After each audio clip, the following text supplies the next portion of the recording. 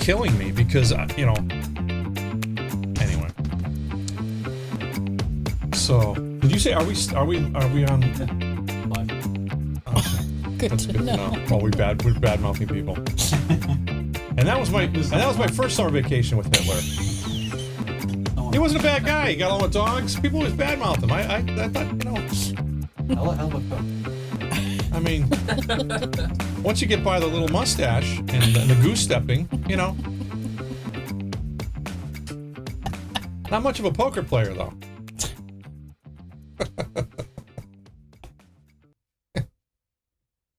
He had 2 emotions, and 3 of them were anger. Murderous anger. All right. I'm a fan. All right. So, when do we start the podcast part of this? Is this happening? Everything is just rolling. Everything's recorded. You are an artist, and that is just wrong. I am not up for that. I'm not up for this much artistic freedom. Looking for ways to blackmail. Oh my gosh. All right. Now I did not hear Veech through the earphones. Yeah, this time you will. Or you should.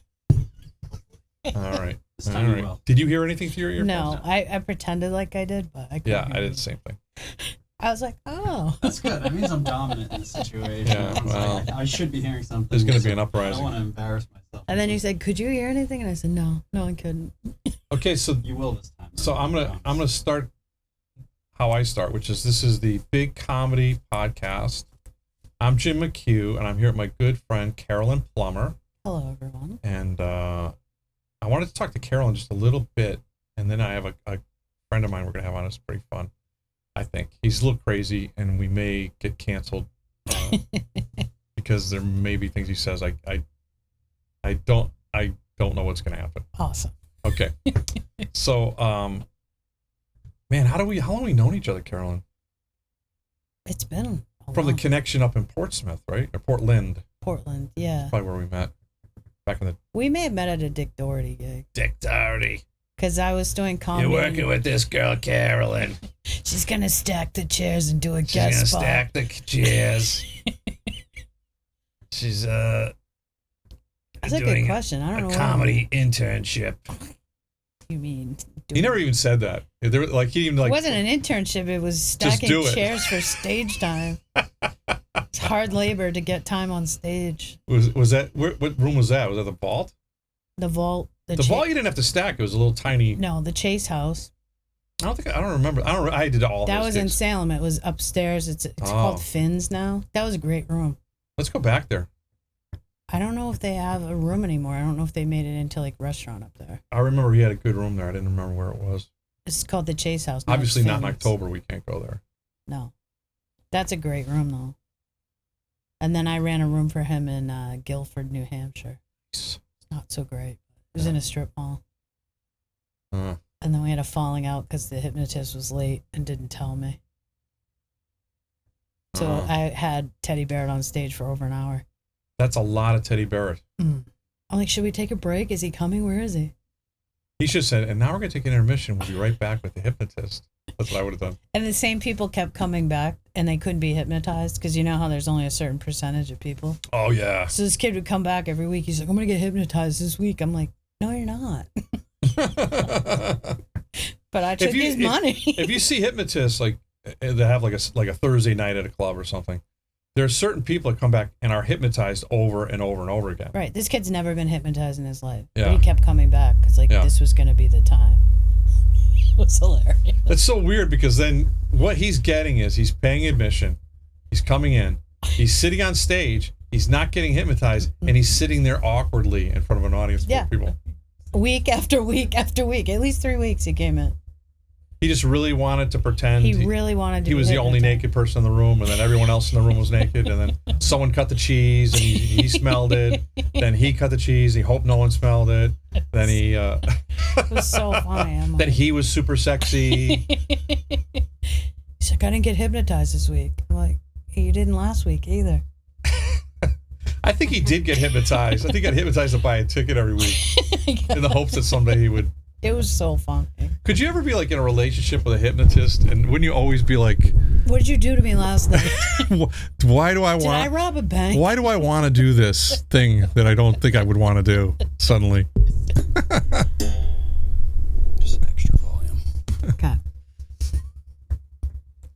We got a lot of gear here. We got a lot of stuff happening. So I think we probably met at a Dick Doherty gig because I was in New Hampshire, and that's mostly who I was working with. Yeah. And Rob Steen. You know, listen, Dick got me a lot of work when nobody else did. Oh yeah, he gave me a ton of stage a lot of time. work, and then he was one of the first people to pay me. So right. And then Paul Wayne gave me some work. He taught me a lesson very early on because I was living down in Connecticut doing comedy, and he goes, "Well, where are you?" And I lied. I said, "I'm headlining." He goes, "Okay, you can middle for me." Because he knew you were lying. He didn't want to. No, he didn't want to. He didn't want to watch my act or or one of those VHS tapes. He had a huge box that he never looked in. They never came out of the. People mailed them. He never opened them. He'd feel them and just throw them in the box, like every other booker in America, by the way. And so he just thought, well, if he says he's a headliner or that he closes, I probably said closed. I close some rooms. He said, I'll middle you. Because he just figured, if I had said I'm a middle, he would open me. True. Default. And if I said I'm opening, he would have said, do you know where the chairs are? Yeah. I'm gonna need it's actually kind of brilliant, really. He's just like, whatever he says. Well, when I first started, I wanted to get stage time, so I didn't mind stacking chairs. And then I got sick of it, and I was like, no, I'm going to give you another little scoop on Jim McHugh. When I work up at McHugh's Comedy Club, you set up the room. I set up the room, and sometimes David Mirabella comes up and does it too. And if I'm not there, obviously he does it. But it's the most relaxing thing I do all week. It's quiet. I put my music on. I set the room up the way I want. The chairs, the tables. That's so funny. So, and I'm always hopeful when I'm setting up the room that people will actually be sitting in the chairs. It's only after the show starts that I realize, what am I doing? Did you ever do comedy in that room? It was like one of the first black churches in America in Portsmouth. Yes. That place is great. Yeah. Who's booking that? I don't think anybody is now. Is it a thing? Is it a room? What is it? Let's go. Let's do it. I'm looking for a place in... It's like a church, but the sound was awesome in there. Yeah. I forget the name of it, though. Yeah, they have a plaque on the wall that was... It's a beautiful room, though. It has that top area, and it's like the Cape. It's one of my favorite places. The Cape's great, isn't it? Are you going to the... You're going down to the Pennsylvania Uptown Comedy I already did that with Theater. you. You did it. With okay. you. Oh, Kelly's going down. I'm sorry. Yeah. Kelly's going down. I'm like, we're two different people. Yeah. Okay. I know. Forget I know that, but I'm just... I'm like, we went together. Do you not remember? Did you like that room? It's not as good as the Cape, or it is? I liked it, but they had just opened up again. I think Right. I'd like it better if it would have been... Yeah, I think Kelly, of course, will get the good week, and you got the bad week. Isn't that kind of part of the course? It was still fun, but it wasn't as full as it... We were beat up by the time we got to... I'm trying to hint around without bumming anyone out. I'm like... I have like a group Facebook thing, and I'm like, okay, here's all the information you need. Can you get down there by 5? And Kelly says, I'm leaving first thing in the morning. I'll be down there by 5. I go, why don't I tell the guy like 6:30, because they want to do a sound check. And they just kind of left it. They were going to be down there at 5. So I just said to the guy, okay, the sound check's at 6:30. Because they're not going to... That's a long drive. It was a long drive. It was longer on the way home when we were trying to find a place for breakfast that we ate at lunch. Right. I was like, I wasn't hungry before, but now I'm starving. Yeah. But that diner was good. I wanted to... Oh, we got to tell a story. You had a gig in the Fleet Center with some of the monsters of our comedy world, and then COVID killed it. Mm-hmm. Who was on that lineup? John Stewart. Sam J. Roy Wood Jr. Wow. I said John Stewart. Dennis Leary. Lenny Clark. Robert Kelly. Me. And you. And Orlando Baxter. Yeah. Orlando and I were the two local comics, I guess. But that's awesome. Yeah. And then COVID... They announced for anyone listening to this, if you're the one listening to this... The Fleet Center is 17,000 people. It's also known as the TD Bank Garden now. Right. Well, that's how long it's been since I've been in there. I used to call it just the garden. Just the garden. I remember that. It's the TD Garden. No, it's the garden. Well, I did. And then it was the Fleet Center. I did like 30 days of extra work during one of the most horrible movies ever made, Celtic Pride, and that's how I got my my SAG card. Nice. Yeah. And so that was when it was the garden, but they were going to demolish it like right after the movie was shot. Well, I won tickets to Grateful Dead. It was the Tear the Garden Down concert, and then Jerry Garcia died 2 weeks later. So sorry for all the deadheads out there. My bad karma killed Jerry. Wow. And I don't even have the tickets because they were will call because the tickets were worth money. Wow. So I got nothing out of my nothing big out of it. raffle win at Waterville Valley. It's really a big deal to, to have physical proof that you're at a Dead show. Yeah. I'm old enough to remember cassette decks, and I had friends that had hundreds of cassette decks from all their different Dead the live shows. I went to Dead shows. Yeah. I didn't sign off on that. I didn't get on board. It's too cultish for me. I love the Dead. Yeah. It was great. We went in the summer up in Vermont to this old, it was an airport. It's Highgate, Vermont. And they had this was the first concert they ever had there, and they hadn't figured everything out yet. And Deadheads are pretty mellow, so there's no fighting or anything. But they rushed the gate when they opened it to get a good spot, and they knocked over 15 occupied porta potties. Oh, no. And I remember reading about it in the paper the next day. I'm like, that would be awful. Because the doors open out, so they have to tip it back up after you're stuck in there. We got another guest. Here's a story from when me and Joey were touring over in Iraq. And you'll know later why this is more germane. We have a guest that was a lieutenant colonel, and he ran all the Blackhawk traffic in Iraq when we were over there. And we met up. That's the first time I met him. But one of the things that sticks out of that tour was somebody told us a story that a guy was killed in a porta potty by a mortar. So for the rest of we did like a 30-day tour, and we did 15 days in Iraq. For the rest of that 15 days, every time you used a porta potty, you sat there and stared at the ceiling and listened. Because you're like, it's one thing to die, but to get blown up in a porta potty, that's not good. No. No one wants to go out like that. It's like a buffet of humiliation and death. But to survive, like at the Dead show, being in the porta potty, and then so you're in there, you're trapped in there. Now they have to tip it back up, so now you get another shower of whatever was in that porta potty before you get out. Now, if you're a really big Dead fan, you stay for the concert. Am I right? You throw on some patchouli and you go dance. Oh, man. It's disgusting. Why are you blue, Jim? I got stuck in the pool. Hey, that's really cool. That blue. Where can I get that blue makeup? It's really cool, man. I'm peeking, and that's awesome. Are you really blue, or is that just what I'm seeing? We found some guy with stickers. Is that stickers. in my spectrum? We had found this guy with stickers, and he was passing them out from a bakery that said, "Oops, I baked too much." I don't. You were saying like there's no fight. The people are mellow and no fights at Dead concerts. But like, who fights when they're on acid? Yeah, there's no mosh pit. Like, who takes mushrooms and kickboxes? Like that's why it's fun. Completely unlikely event. You're not gonna get beat up at a Dead show. Stones concert maybe, but not a Dead. They just say, I read something that strong emotional things can cause you to like or unlike certain types of music. And I was like, yeah, I almost got kicked to death at a Charlie Daniels concert. So now I don't like country music. I liked all the music from the Haight-Ashbury district. So it kind of just made sense that I ended up liking the Dead. I like Janis Joplin, like all that stuff. You've had some patchouli in your life. No, I hate patchouli. Really? I hate the smell of it. I hate patchouli. But when you smell it, you know you're at the right concert. No, I don't like the smell of it. It smells like dirt. So I was a non-patchouli Deadhead. Oh, no. I like tie-dye, but I'd like a ticket for one in the non-patchouli section. We got a non-patchouli section here? Yes, there's one up in the skybox. Yeah, it's just, I don't like that. It's a tube. Should be hermetically sealed into. Enjoy the show. I don't know. And I'm going to ask you, because I know I've done a lot of military touring, and you did kind of a bizarre journey into entertaining our troops. So tell us your story. We went to Kwajalein, which is in between Guam and Japan and Hawaii. It's in the South Pacific. And it was 18 hours to get there, and I was with Lenny Clark, Kelly McFarlane, and Steve Scarfo. And it was a long trip.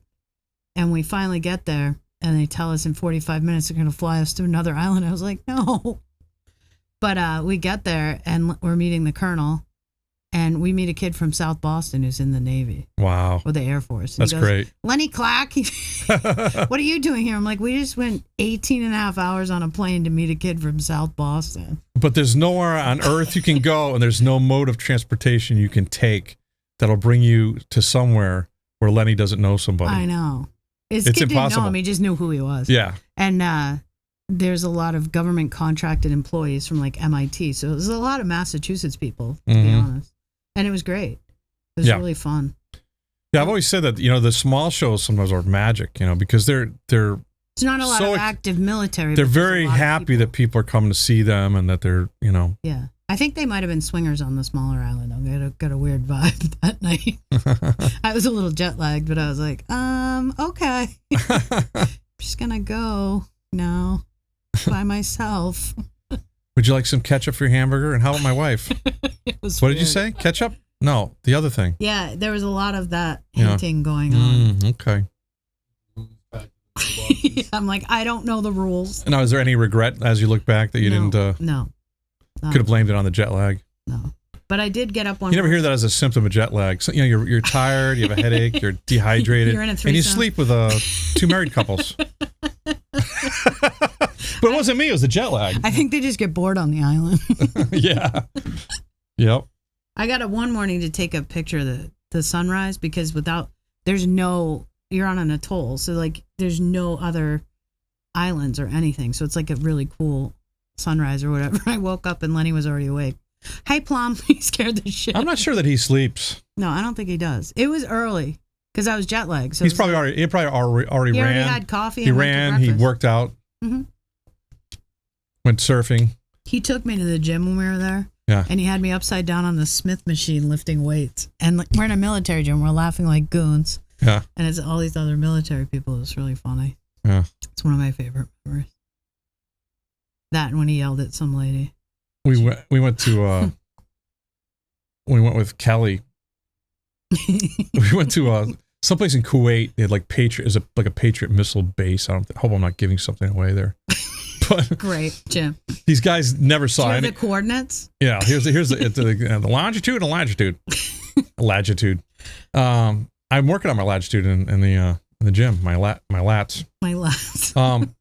But I remember distinctly, they had like a bar in this little area they all hung out in, and Kelly like touched this guy's arm, and all the hair on his arm stood up. Like, he probably hadn't seen a woman in 14 years. I was like, Kelly, you got to really go ezy. Like, any kind of touching is gonna get a response. These guys are 23 years old, and they haven't seen a woman since they're 21 and a half. So don't touch unless you want to open a can of worms. So funny. Yeah. We had fun though. We went out to the pool at like 11:30, and we all got sunburned because you're in the South Pacific, close to the sun. Right. And they're like, "You went to the pool before 2:00?" We're like, "Yeah, we were there from like 11 to like 2." Like we didn't go out during 11 to 2, so we all got sunburned. I went to one of those little islands in the South Pacific on I forget what cruise line it was, and we went ashore to this little island, and I'm talking to somebody, and he says, "Oh yeah, you know, a guy from this island, a guy visiting this island on a big yacht, left his wife on the yacht." I tell you a story? No. And he goes, "I want to get a native person to give me a tour of the island." And they never saw him again. They found his bones. They ate him. They ate him. Hey, you really did get a great travel experience. What a story.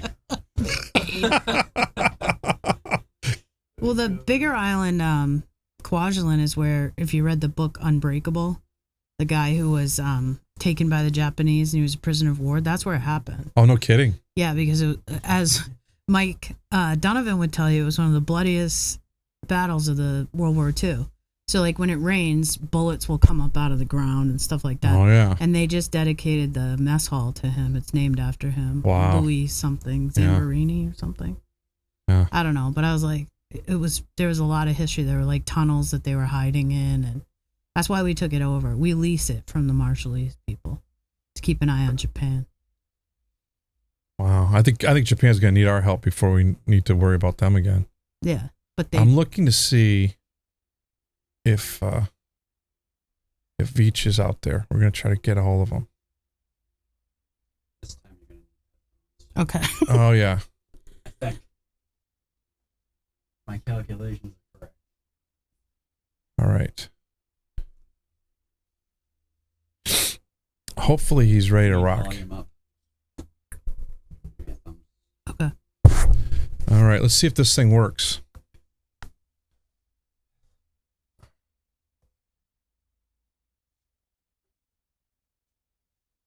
Now, can he see Carolyn too? No, he'll only see you. Right It's fine. Uh, You hear it ringing? yeah. Loud enough? Yeah, it's fine. I don't think he's there yet. He may not be. Oh, something's happening. Can you hear me? I can hear you now. Oh, How you doing? I'm great. I am so happy to talk to you. I'm just putting stuff down, getting stuff ready. Veech, I should properly introduce him. It's Robert Vicchi, and was a lieutenant colonel in Iraq, and that's where I first met him, getting off a Blackhawk helicopter. And Veech, I'm sitting here with Carolyn Plummer. She's a very funny comedian, and she did a little bit of entertaining the troops. She went to the where'd you go to? Kwajalein. Kwajalein. Kwajalein. Kwajalein. Which is a little island. Where is that? Where's the island you went to? The South Pacific. South Pacific. And Roy Namor. And Roy Namor. He should be. The places that I have not been Yeah.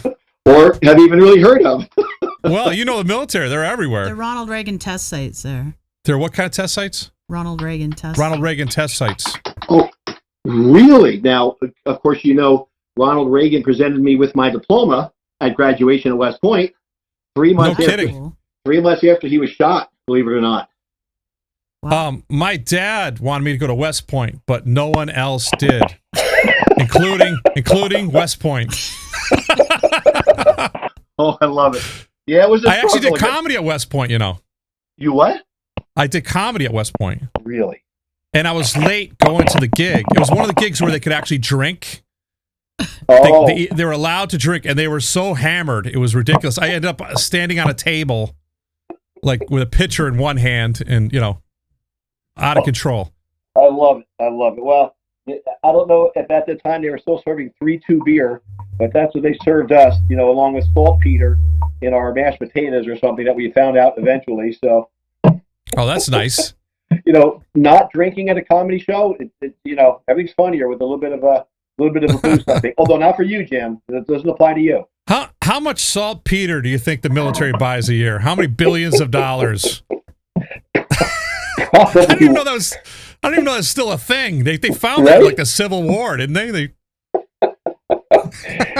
You would think, yeah. You know, who knows? I don't know if they do it anymore. I hope they don't, but it didn't seem to work or matter to most of us.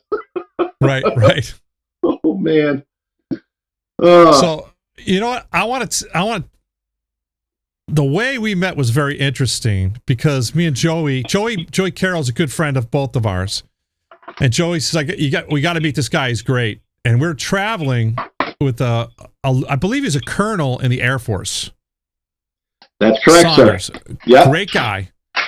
But we were supposed to go from one base to another via helicopters, and we were rerouted by someone who routes all the Blackhawk helicopter traffic, who will remain nameless for this story in case he still can be called back into action. No, I'm good now.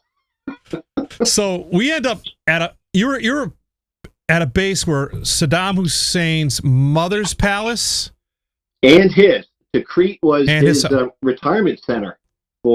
He had a 1 million square foot building for himself. Mom had a beautiful building with an indoor swimming pool, elevators, and everything. Of course, the plumbing doesn't work there. But there were 44 palaces on the base. It was called, of course, Bob Danger. Like, who wants to name your forward operating base Danger? You know, it just doesn't make sense to me. But that's where we were. So we get off this helicopter. Me and Joey don't know anything. We're very excited to meet Veech. We're very excited. And he goes, hop in the Jeep. I'm going to show you my place. And we drive away. And the colonel, who's responsible for our security, and his guy just standing there going, "Who was that? And where did those comedians go? And where are we?" He didn't know where he was. So he's got the map out. He's like, "How do we end up here? We're supposed to be over here. And where are my comedians? And this is unacceptable." That was one of the best days ever, Jim. Seeing you guys.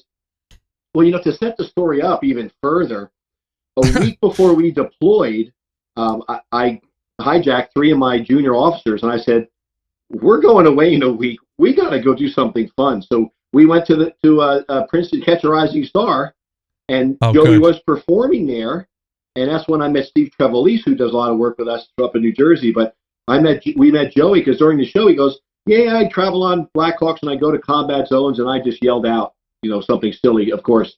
And we talked to Joey for about 2 hours afterwards, and he says, "Yeah, I'll be in Iraq at some point." So I was the G3 Air for the division. We scheduled all the flights for 32 Blackhawks, and we oversaw all of aviation operations for the division. And when I saw you guys coming in, I just happened to have your Blackhawks divert. That was so funny. Colonel Saunders he had no idea what was going on, and I said, he was so mad. He was mad at us, but he couldn't really. We're just like, we didn't know. We just, and he's like, "You can't just leave me like that. You can't just jump in a Jeep and leave me in Iraq. I'm responsible for you." And we're like, "No, nothing happened." Well, yeah, nothing happened, but what if it did?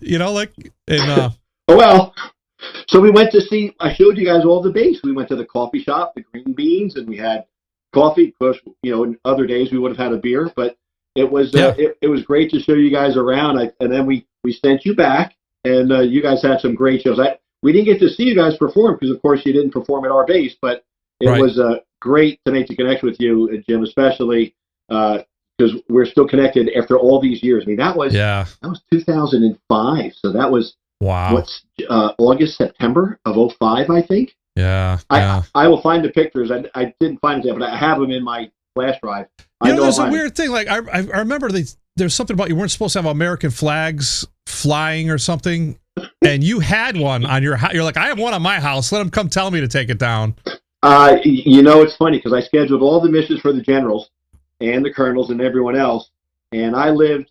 When I got to the base, they asked me. I was the first one from our division into Tikrit for the change of command. We deployed out of New Jersey November 11th of 2004. And when I got there, I said, "You know what? I want to see the smallest place on the base." And they looked at me like kind of funny. And I said, "Well, who would live there?" And I said, "The maintenance guy would live there because he's not going to live in a palace."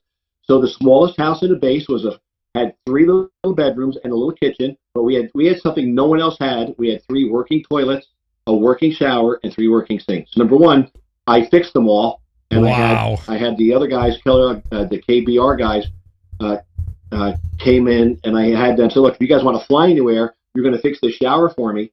And if you have to go outside into a porta-john and go to the bathroom, and it's 140 degrees out with all full Army gear, it's just really bad, and it would be a terrible way to die because they could see them. The bad guys could see them from across the river. We were just telling a story when I was in Ramadi. Somebody told us this story about a guy got nailed with a mortar in the porta-john.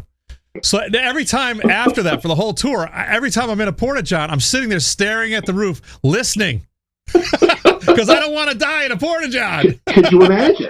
It would be the worst way to go. What a shitty way to die. Your pants are on your ankles. But, and you have all your gear on. You can't go outside without your helmet, your weapon, your body armor, by the time you're done, I mean, you're soaking wet from sweat. But we had air conditioning and 3 toilets, 3 sinks, and a shower. And I tell you, that saved me. Otherwise, I would have been insane. I got to tell you, the first time I traveled on helicopters was that tour. And I was like a white knuckle flyer. I don't know if you remember that. But I was a little worried about it.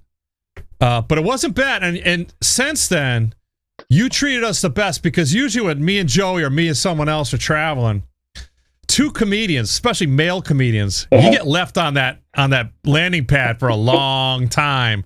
Like like when the women's groups, the cheerleader groups, they have extra helicopters, 10 times the security they need. Everybody's a security officer for the cheerleaders. But if you're two guys, Oh, yeah, wait over there. Wait over there. Forget it. We had, and you're so right. I mean, we had Jessica Simpson come in, and it was the time when her and her boyfriend or husband, whatever his name was, I of course didn't follow them real well, but I remember they were starting to get famous with their TV show. So they were flying in to do a photo shoot and then flying back home, like right back to Kuwait. They weren't planning on staying until I got the mission request. Uh-huh. So You redirected them. I turned to the Air Force behind me who controlled the weather, and I said, okay, any dust storms coming our way? And he goes, yeah, there's one coming from the north. So I diverted their helicopter over to Spiker, which was more north. Oh, yeah, I've been Spiker, yeah. And they got stormed in for 2 days and had to sleep in the cafeteria. But I have to say, they were very gracious about it. They didn't complain. They signed autographs, and they talked to all the soldiers who were there for 2 days. So they were really cool about it, but they had no idea that I redirected their flight and left them here for a couple of days because none of the soldiers minded. No, no. And the Vandals flew them. The Vandals had the mission to fly them around. So, yeah, you're right. Two men comedians versus a Jessica Simpson. Yeah, you're screwed. Yeah, I forget what base we were on. They had we ended up sleeping out there on the ground, just waiting for. Really? Oh yeah. Well, if I would have known that, But that might have been the next tour or something. I don't even remember. It's all a blur to me now. Because we did sometimes 3 bases a day. We did. Wow. We did Abu Ghraib and Fallujah, and does that make sense? And then one other base, all in one day. Those are the 2 worst places in Iraq. I would have never sent you to Abu Ghraib. Yeah, but that is really, it mirrors my comedy career. Like if there's like an A club somewhere, I'm not in that club. I'm in the worst club ever across town. Soldiers didn't want to go to Fallujah or Abu Ghraib. And here we are. Yeah, but we were fobbits though. We weren't. They kept us on base. We weren't. We were just telling jokes. We weren't. It was really dangerous. Both of those places were really dangerous. So I'm glad nothing happened. That would have been terrible. Of course. Yeah. Right. So you're not flying anymore though. I am not flying Blackhawks anymore. I retired in May of 2009. They don't let you take one home at the end? Oh God, I wish. I do miss it. I miss the the smell of jet fuel in the morning, to coin almost a phrase. And so a few years ago, I went and got my airplane license, and it was funny because my instructor, who was only allowed to teach pilots who were rated already in something. So I had my twin engine commercial helicopter. So Captain Bill McHour was allowed to train me. He was a Kiwi airline pilot and an Eastern airline pilot. I think before they had jet engines. I mean, he goes way back. He was a big fella, so he and I filled out the cockpit really well. And I remember him getting really mad at me the first few flights because I tried to hover. Airplanes don't want to do that shit. It was. Oh no. Oh, I messed with him really bad, and he messed with me too. But he finally got me through the program, and I'm teaching Nanette how to fly now. She sends her love, by the way. And, great. So I'm teaching her to fly, and you know what? I think the reason not only do I just love flying, but the reason that is so meaningful to me and for many of the guys who've done combat tours, who have flown in Army aviation or the Air Force or the Navy, is when you're flying, you're focused only on one thing. And I know I said about you, when you're on stage, there's nothing distracting you. You are 100% focused on your mission. And when you're on stage and when we're in the cockpit, it's the same thing. There's nothing from the outside influencing us to distract us from what we're supposed to be doing, and that's flying that aircraft. So I fly an airplane today, and it's an airplane, and it doesn't fly like a helicopter. It flies better, but it's got one engine. I like 2. I'm old now, so 2 engines are more better than 1. And but I love it because it's fun. It's engaging. They bounce all over the damn place, these little airplanes, but I enjoy it. And I'm with a great group of guys. I'm a member of the Ancient Order of the Quiet Birdmen, so it's a very exclusive order. It was secret till Al Gore discovered the internet and exposed us. But the QB started in 1921 in New York, and all the pilots just got together once a month for drinks, dinner, and chasing women, which would never do any of those three things. Well, you're too old now. You never. can't catch them. Too old and slow, and my wife's too young and pretty, so I can't do that. But it's great to just have that fellowship with other pilots, military, non-military, and just getting together. So I fly with great guys. One of our guys, Kevin Russo, owns a Navy T-6 from World War II, so the airplane's over 70 years old, and he let me fly that a few weeks ago. It's phenomenal. From flying a $16 million Blackhawk to flying a Navy World War II airplane. Holy cow, Jim. Now, when you fly that, can you strafe something, or if you bring your own ammo? I carry my own. My wife bought me a drone for my midlife crisis. Really? So my thing now, I want to get a full pilot uniform. Because I work in a conversation, like someone says, "I'm a pilot." I'm like, "Oh yeah, I'm a pilot too." "Oh yeah, what do you fly?" "Well, I got the drone." I have to pilots. We're all, how it is now. You and I can talk about it endlessly. Our adventures. I have to find you a flight suit. Sometimes I fly in the park. Yeah, I want a flight suit. That's right. I will. What size are you, Jim? I'm going to find you a flight suit. Oh, extra tall and getting fatter all the time. Something elastic would be good. Yeah, mine barely fit me anymore too. But it's. I'm going to find you one. And I'll have patches and all for you. Because when you were saying, yeah. Oh, I love it. When you were saying about this jet fuel in the morning, I remember getting on a Blackhawk and I was going like this, and there was like fuel lines or something, and it was dripping down. And the guy's like, "Oh, that happens all the time. Don't worry about it." Okay, why can't I see you? I don't know. I can't see you, but I see. Can you not see me? Nope, I see. I actually haven't FaceTimed in a long time. We can see you. Okay, good. Okay. And Carolyn, you should. We're excluding Carolyn Plummer, It's the very fine. funny comedian, I can see you. who would also like a flight suit. No, I don't. Okay, I think that's appropriate. No, I did a tour with the Perfect Angels. You ever see their act? I heard of them. I haven't seen their act. Yeah. No. Okay. So they're very beautiful, talented women, and they got anything they wanted, anywhere they wanted. We were looking at touring one of these air hangars in, I don't know where it was, Japan or somewhere. Yeah. And the guy's there, and she goes, "Oh, it'd be wonderful, be cute for us if we had flight suits." In 11 minutes, they had a stack of flight suits. I was like, unbelievable. That's they could have got a takes. plane. I go, "Why did you ask for a plane? They would have rolled it right out for you." Who says sex doesn't sell, Jim? Who says sex doesn't sell? So, and I'm sure Carolyn would fit into that same group. So, we'll put her right on it. Is Carolyn one of your team for the Boston Comedy Festival? Does she? Yes, she is. Two shows together? Yeah. Yes. Yeah. She's one of the top headliners in Boston. Oh my goodness! I'd love to see her and you. And if you guys can come down to New York anytime, at least we can get there. I know Joey's going to be in Atlantic City, I think, sometime soon. Hopefully he's going to do a recurring gig there. That would be just great to see him again. But I'd love to come see you and Carolyn. Especially during these times when people have lost the ability to laugh, and and what I love about your humor is you're off the cuff. You play with the crowd, and they just don't know how to react. The show we saw you in New York, the guy before you was so bad, Jim. I don't know if you did that on purpose or not. I do it on purpose. That's the best. He was just pissing people off. He was so bad. Were you getting worried about because you hadn't seen me live before, had you? No. You're probably thinking, "Oh, Jim's a nice guy, but this is not good." This guy is so bad. I think it was amateur night, but you kill it as you do, and it's so funny when you're watching comedians, and then you the headliner instantly. Like when you step on stage, you're like, "Oh, that's the headliner right there." When I played football for Army, we were blessed to play against a lot of headliners, like Mike Singletary, Ricky.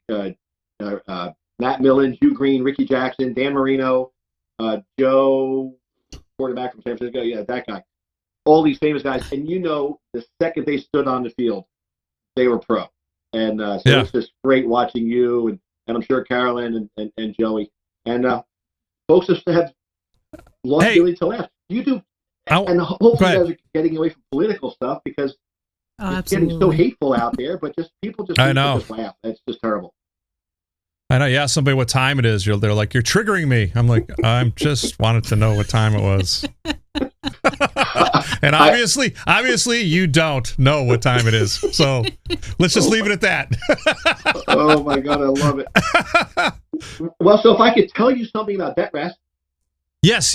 Okay. I was just going to lead into that. Go. Beautiful. So at VetREST, what we do is we work with veterans struggling with PTSD, and through that, we find that they're struggling from so many more things, as you know. Even we work with our police, our EMTs, our firemen, anyone who's been in an accident or something has those effects of PTSD, and typically a peer-to-peer mentor is a way to start healing. And what we have found through some of our programs is that in most cases, the veterans need meaningful employment. And they need a job. Because when you're they need a mission. Yeah, and when you have that mission and you have income, everything else seems to fall into place a little bit better. That's right. Then we can focus on the family, the PTSD, whatever happened to you, either in or not in combat, and it makes the healing process so much better. So our mission at VetREST has turned not only into farming. We have farming initiatives in Florida. We're working on something in Virginia. We have some out in Oregon. And we're bringing veterans together to do farming activities. But we have a very special event. We have an 18-year-old young man, Michael Ferrara, came to me about 8 months ago, wanted to go to West Point. We're working on his applications. He might not get into West Point. We're working on Air Force. We already have, I think, intercepted to DMI and a few other places. But Michael is going to run 50 miles at once in support of VetREST. So, it's funny, 8 months ago when he came to me, he goes, "Hey, Colonel Veech, I want to do this." And I'm like, "Oh, man, I'm in. This is great." And then when he left our meeting, I was like, how the hell are we going to pull this off? 50 miles. How am I going to keep this kid safe in New Jersey? I'm going to keep him, just hydrated. Like, how am I going to do that? So fortunately, he found a 50-mile night race in Alcoa, Tennessee, and it's next weekend. It's March 18th. He starts at 8 o'clock at night, and he runs 50 miles. I think it's a 10-mile loop. They have security, they have cameras, they have medical. So this is the perfect venue for it. So Nanette and I are going to fly down. But fortunately, we had an article published in Fox News Media, and then from there, I do have a connection over at Fox News. Lauren Fritz is a dear friend of ours. She was Hannity's right-hand woman for many years, and she got Michael on Dana Perino's show, Dana and Bill Hammer's show, the next morning. I mean, within 25 minutes, she had him booked. And this kid, he did a great job. He did a 4-minute interview, and he's just going to kill it. So we raised about $12,000 in 2 days just from that appearance. So we're trying to get him more activities, more go, and we're going to use that money where he wants to place it. But we're either focused on we already built a home for Tunnelton Towers in North Jersey. We're looking to either place money for another home for a veteran, or we'll see what comes in and what flexibility we have. But we're so proud of him, and as you know, we're always looking. Where could people get a hold of you to donate, to help out, to do their thing? Well, I'm on Facebook. VetREST is on Facebook. VetREST.org. VETREST.org. We have the flyer posted there. We have an Eventbrite QR code on the bottom of the flyer. I posted it on Twitter, LinkedIn, and Facebook. So awesome. We're on Facebook for VetREST, or my own personal Facebook page. I have it as many places as I can get it. I'll send it to you, and if you could put it out there on your Twitter, I absolutely will. That would be phenomenal. But Done. This young man is 50 miles. He's training to run this race by running marathons. It's just insane. I have been training to avoid marathons my whole life, and so far my goals have been met. I think I've run 50 miles in 10 years. I can't imagine. Cumulatively. I definitely haven't. So we're looking forward to that. We have a company, Orange Blood Control in New Jersey, looking to hire a veteran. They need an admin and administrative person. I've got solar companies. I've got 4 or 5 companies looking a glass company, looking to hire vets. Matter of fact, I have it right here. D&E Windows and Doors. They donated to VetREST last year. I tell you, if there's anyone with any kind of skills, we can place you in a job. If you have no skills, we can place you in a job. We're looking for people, and I think most companies are, but we can put veterans to work. So any veterans that are out there listening, we have a job for you. You just need to get a hold. That's great. I mean, my email address is so easy. My first initial last name, rvicci@vetrest.org. Email me. I will get back to you, like, immediately. All right, that's awesome. Thanks for being on the show, brother. Jim, love you, brother. I can't wait to see you. Yeah. Face live, Carolyn. I look forward to meeting you one day. That would be great. Thank you so much, guys. It's always a pleasure, and I'm at your disposal anytime you want to chit chat about anything, veteran or not. Awesome. I love it. I love seeing you, man. I love You got brother. great stories too. Okay. Bye now. Thanks for putting me in your book. Hey, advertise your book, man. It's a great book. Okay. I love you, brother. Ciao. Okay. Bye. All right. That's Veech. He's so interesting. He's such a great guy. He was so funny. funny because he just like rerouted us. I can't express how freaked out this colonel from the air, and he was a great guy too, but it freaked him out. Colonel Saunders? Saunders. That's who the colonel was when we were in Kwajalein. I swear to God. Southern guy? Lenny kept calling him Colonel Sanders. I can't imagine. Was he Air Force colonel? I don't know if it's Air Force. No, it must have been Army. No, our guy was Air Force. But the other thing that happens too is the different branches don't. They do recognize each other, but they kind of there's a lot of competition. So it's like he's a colonel, the other guy's a colonel. It's like, yeah, okay, so file a complaint, whatever. We're at war. I'm sure. Yeah, they don't have about other things. I'm going to say we needed the helicopters here, and you're going to say you're not happy about that, and we'll see how that all comes out 1,000 years from now. You know. What a great program, though. Yeah, he's a really solid guy. He's been civilized because like he had some pretty colorful language back when I first met him. That makes me like him even more. Yeah. Oh yeah. It's so funny.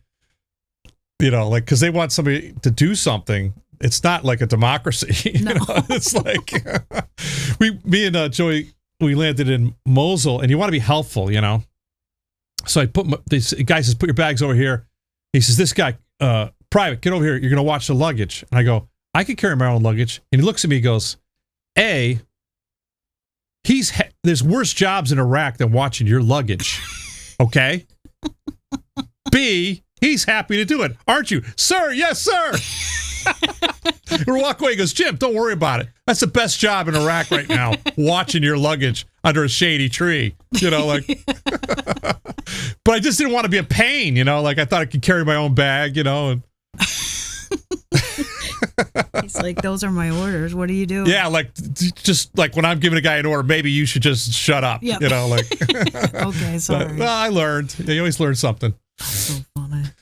So, Carolyn, thank you. Well, thank you for being on the show. I feel like you didn't get to talk a lot because. No, it's fine. That was more important. Yeah. Okay, so what do you got coming up? What's let's plug you now. What do I have coming up? Where can they? I'm gonna be at Comics Mohegan Sun with Lenny Clark. Oh, that's great. Next week, Thursday, Friday, Saturday. Okay. Play craps with him. Really? He is insane. Well, he's insane. We already know. But apply that to craps. When I was in Vegas, we played $1 craps table because I don't know what I'm doing, and he definitely doesn't know what he's doing. Yeah, I don't know what I'm He doing. bets everything on the table. He just like he likes making bets. You know, but he's just counting. He's everybody on board. We're all play the pass line, play the hard way. It's like. I think you're betting against yourself right now. Don't worry, I know what I'm doing. It's like you clearly don't know what you're doing. That would be fun. We're gonna have fun anyway. Yeah. So I got that coming up. I just got booked on the Nantucket Comedy Festival. Oh, that's awesome. Because I got canceled because of COVID for that too. So I'm looking forward to that this summer. Nice. I don't know Kevin Flynn. Kevin Flynn. Nice. Okay, good. They're very funny. Yeah, Great storytelling. We Kevin had him at the Flynn. Boston Comedy Festival last year with his one-man show, and Sweeney has one-man show. I've done the off-season shows. He has the best stories too. Yeah. Kevin Flynn. Yeah. He's just fun to hang out with. I would have liked to seen his show, but I got COVID on day one of the Boston Comedy Festival, so I didn't see this year's festival at all. Not even one comedian. I was there one of the first nights. I think I was there first or second night. Yeah. No, I was gone by the second night. It must have been the first night then, because you were there. Great. You exposed me to COVID. I didn't even know. It's weird. I didn't, like, the show hadn't even started, and I got the chills. And then I went to green room, and Helen was back. I go, Helen, you're going to kill me. She's what I go, I have the chills. She goes, get out of here.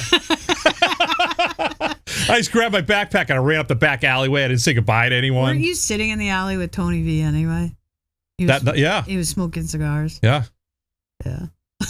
I didn't think about that. Yeah. I'm lucky Tony didn't get it. He got COVID later, but I don't think it was around the same time. Okay. Because his wife got it really bad. Oh. It was pie night, so Thanksgiving time. Oh. Because he wasn't at pie night. That's blasphemy to have pie night without But he Tony sent V. a pie. No one ate it. Like No one ate it. The COVID Tony pie. had COVID. Can I have another slice of COVID pie, please? Did Tony make that pie? Yeah. Isn't he home with COVID? Yeah. No one's going to eat that pie. No offense to Tony. Can I have some of the herpes cupcakes, please? I'd like... Slice of that COVID pie. I think most of us got a slice of that eventually anyway. So, Yeah. I mean, you know. Hopefully we're done. So, with it. you have a website? You have social do. media we could plug? My social media should all be the same thing, but of course, I'm an idiot, so they're all different. Me too. But my website is carolynplummer.com. Pretty easy to... carolynplummer.com. And can they find everything else off of that kind of? Yeah. Or? Okay. Carolyn Plummer, very funny. I love her like crazy. So go see her if you want to laugh.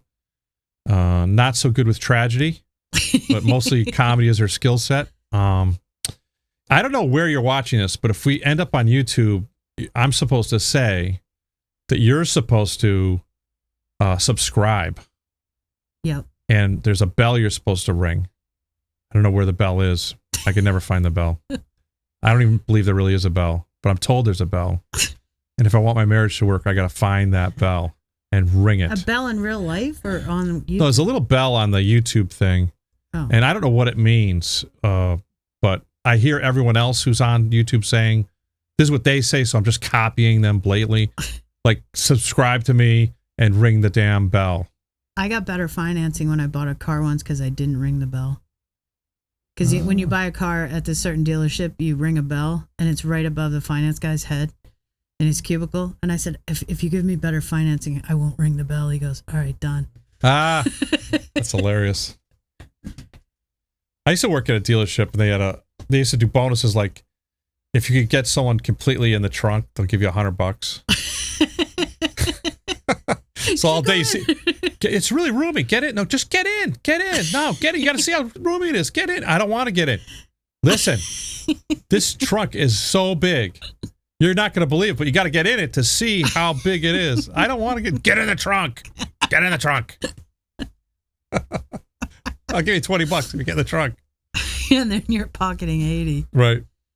So, and oddly enough, my name is Jim McHugh, and it's on everything. So if you found this, which is unlikely, you'll not find me okay, everywhere Debbie else. Downer. Wah, wah.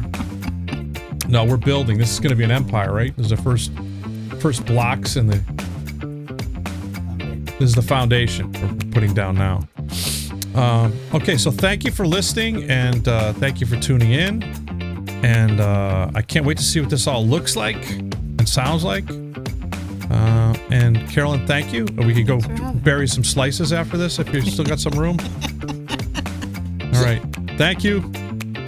I don't know how to turn any of this off, so I'm just going to keep saying goodbye until someone cuts the cord.